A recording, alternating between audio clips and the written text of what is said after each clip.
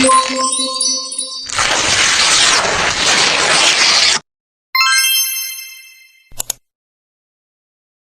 warahmatullahi wabarakatuh. Kami dari kelompok 2 ingin menjelaskan tentang bab 2 yaitu evolusi ilmu manajemen. 1. Aliran kredit adalah salah satunya aliran yang tidak jarang dipakai oleh banyak perusahaan untuk memecahkan permasalahan dengan kasus-kasus tertentu. Aliran diawali oleh dua tokoh yang bernama Robert Owen, seorang manajer pabrik tekstil di Skotlandia, dan Charles Babbage, seorang profesor matematika dan Inggris. Dua orang tokoh ini memiliki penekanan yang berbeda. Robert Owen menaruh perhatian yang besar terhadap pekerja seperti membatasi usia kerja, menyediakan makanan bagi para pekerja di pabrik, perbaikan jam kerja. Masih ada beberapa perhatian yang diberikan oleh para pekerja. Tidak salah jika beliau disebut bapak manajemen tenaga kerja. Charles Babbage menekankan pada prinsip pada produktivitas. Tujuannya adalah untuk meningkatkan produktivitas dengan menurunkan biaya.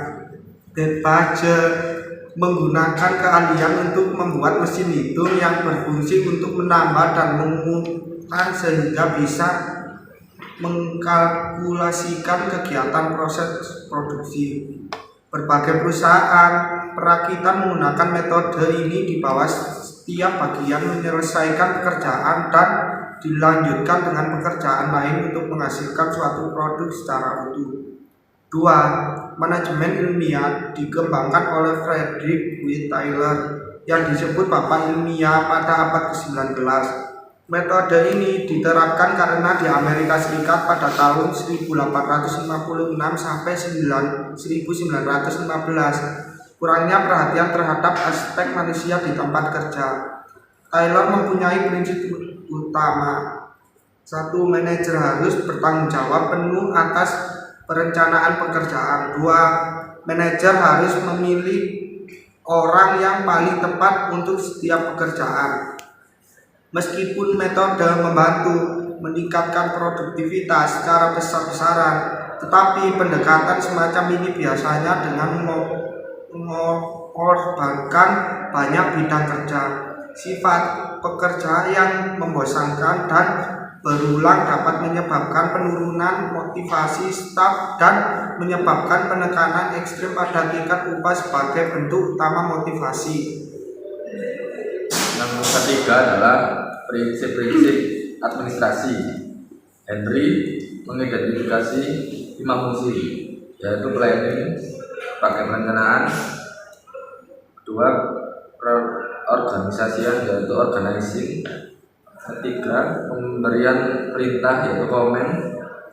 Yang keempat, pengordinasian, yaitu coordinating. Dan yang terakhir yaitu pengendalian atau controlling. Sedangkan Fayol menemukan 6 kegiatan industri antara lain teknis, yaitu teknikal, perdagangan, itu komersil, keuangan, finansial, keamanan, yaitu security, terus akuntansi, yaitu accounting, dan yang terakhir manajerial.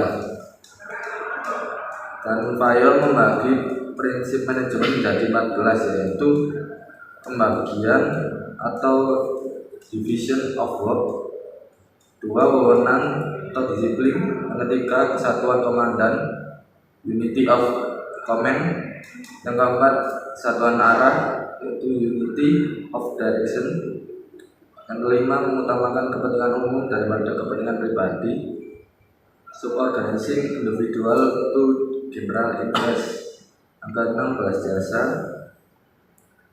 compensation, terus 7 sentralisasi, 8 skala hierarki, 9 susunan, 10 keadilan, 11 stabilitas pekerjaan, dan yang terakhir semangat corps, yaitu spirit of corps. Selanjutnya yaitu Mary Parker Follett berpendapat bahwa seorang manajer bertugas mengatur dan mengarahkan orang lain mencapai tujuan organisasi. Selanjutnya yaitu Chester P. Bernam.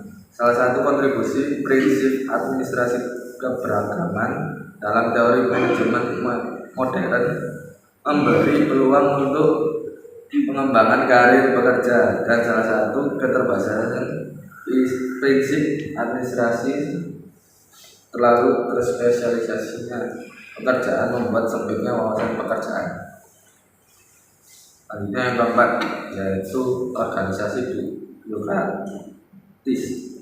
Organisasi dipelopori oleh Max Weber yang berpendapat bahwa dengan birokrasi organisasi akan mencapai tujuan secara efisien. Dan selanjutnya yaitu ada ciri-ciri organisasi birokrasi. Yang pertama itu job specialism, membagi tugas-tugas dalam pekerjaan secara terspesialisasi, membuat pekerjaan ahli pada bidangnya. Yang kedua, authority delegation, memberi wewenang dan tanggung jawab kepada setiap orang berkaitan dalam pekerjaannya. Yang ketiga, decision making, setiap orang memiliki wewenang untuk mengambil keputusan berkaitan dengan tanggung jawab pekerjaannya. Yang keempat, impersonality relation, penetapan peraturan untuk diterapkan untuk secara menyeluruh dengan prinsip tidak ada diskriminasi dalam pelaksanaannya. Yang terakhir yaitu job promotion, karyawan diseleksi untuk dipromosikan berdasarkan kualifikasi teknis yang dinilai melalui ujian langsung menurut latihan dan pengembangannya.